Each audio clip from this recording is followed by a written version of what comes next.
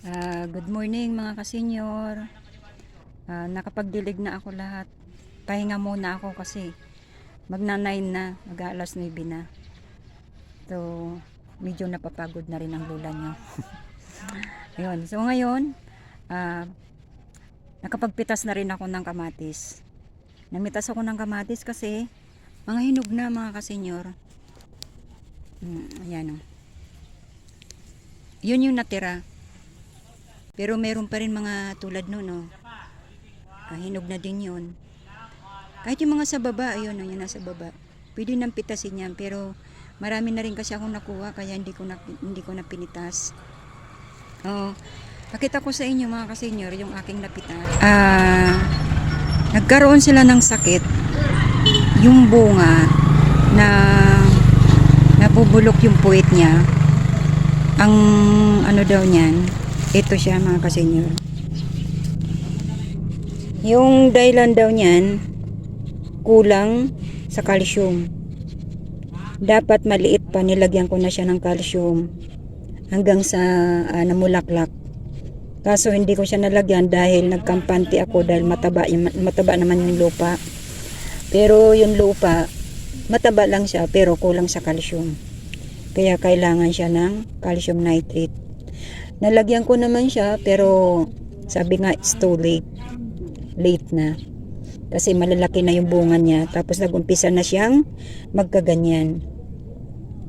So, ito naman yung napitas ko. Yan. Kailangan ko na siyang pitasin kasi nabibiak na siya. Ayan, ganyan o. Kung hindi ko yan pipitasin, tuloy-tuloy masisira din. Sayang. Nasayang na nga yun eh. Masasayang pa to. Pero maganda. Yun lang. Sabi nga, listen and learn. So, pag nagtanim ako ulit ng kamatis, alam ko na gagawin ko. Maliit pa. Yun. Kailangan lagyan na siya ng calcium. Para hindi magkaganyan. So, yan malapit ng, malapit ka na rin bunutin yan. Pag hindi na yan namunga, bubunutin ko na rin siya. Papalitan ko na.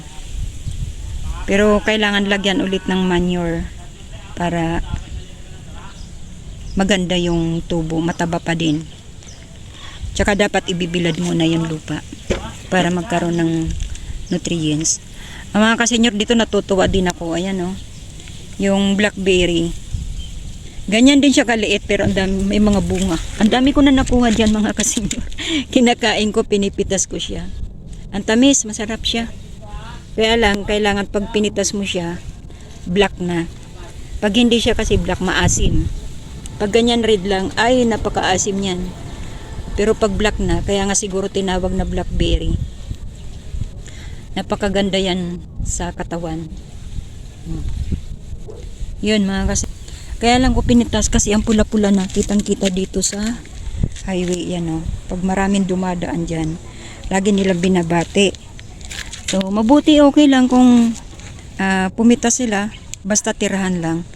Kaso, masama pag inubos. Katulad doon yung kamuting kahoy doon. Yan doon, may kamuting kahoy yan. Mula doon, puro kamuting kahoy yan. Nung bagong naglilinis pa lang kami, kasama kuya ko.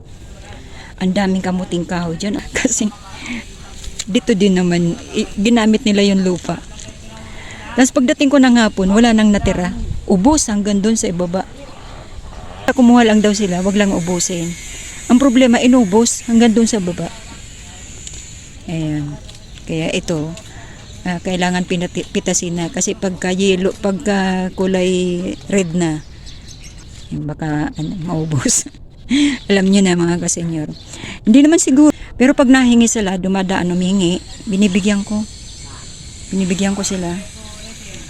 O, iyon mga kasenyor.